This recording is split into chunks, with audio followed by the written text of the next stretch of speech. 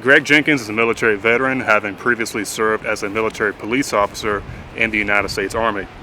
In this clip, he talks about why every veteran deserves the foundation of human dignity and what his organization, American Veterans Emergency Response Team, does to ensure that veterans get the help they receive when they're either homeless or in a crisis situation.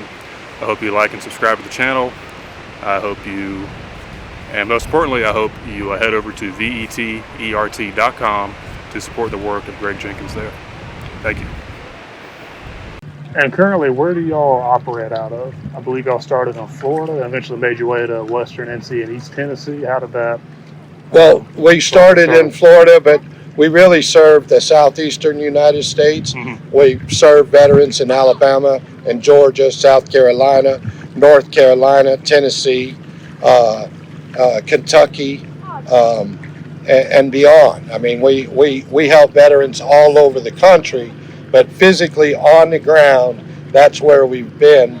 But remotely, we've been able to video and telephone support those veterans in crisis all over the country and around the world. Okay. So just being obvious, operating out of Florida, this area, the reach goes far beyond just that. Yeah, one of the challenges that I have is everywhere that I operate, I'm taxed. I'm taxed every single location that I come up with. So I'm having to pay the state of Florida a tax, a considerable tax. They tax me to help veterans that are in crisis in the state of Florida. So where you would think the state would be helping and a governor that's a veteran would be helping, right, those veterans, they actually charge me money every year to register my organization, and all my organization does is help veterans in suicide crisis or in homeless crisis or in PTSD mental health crisis. I'm having to pay my own government to help those veterans that they're letting linger and suffer on the streets.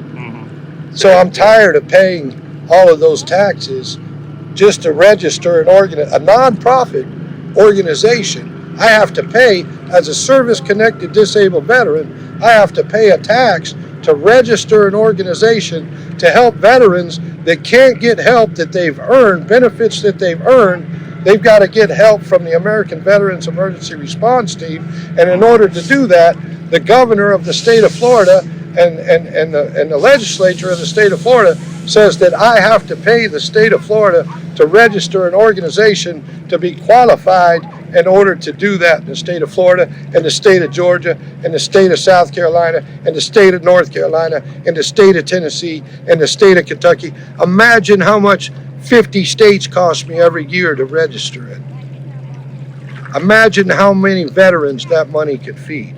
Imagine how many veterans that money could house. Imagine how many veterans we could save their lives and intervene in crisis if we had those resources to offer to those veterans instead of giving it to our state that has a treasure trove of abundance of funding. They're giving money back to the federal government, and yet they're charging me to help veterans in crisis. Well, they should already be doing these services anyway. Yes, sir. Instead of having someone like yourself trying to fill in the cracks of where that kind of assistance and response to these veterans is needed. Those benefits have been earned. They've already been paid for by those veterans. We owe it to them. We owe it to every veteran, the benefits that they've earned and the support that they need and the foundation of human dignity. And that's the solution that I came up with. It's not rocket science. It's the foundation of human dignity. It's personal hygiene.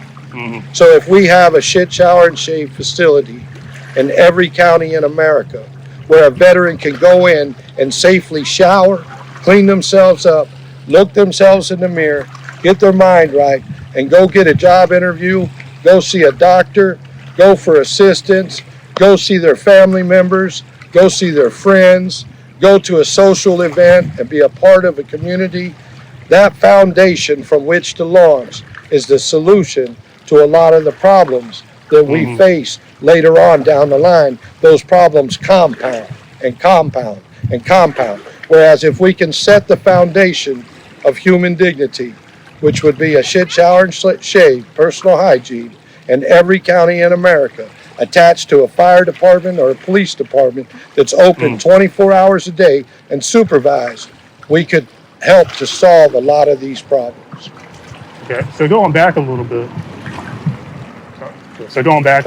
With Veterans Emergency Response Team, how many people are in this organization? Because it's mainly just. It's just really me. Exactly. I'm really a lone soldier. Yeah. But I have friends that help me, Right. and I have acquaintances that help me, Mm-hmm. and I have some corporate sponsors that help me on a very small scale. I don't have any politicians helping me. Imagine that. I don't have local or county or state or federal politicians saying, come on, Greg, we got you. We'll get the grant writers. We'll get the teams put together. We'll get the attorneys. We'll get the funding. We'll get everything put together, Greg, if you'll save the lives of our American warriors that are in crisis. I have none of that. But I do have good people, a few of them across the country, that are willing to step up. And a lot of those people are veterans.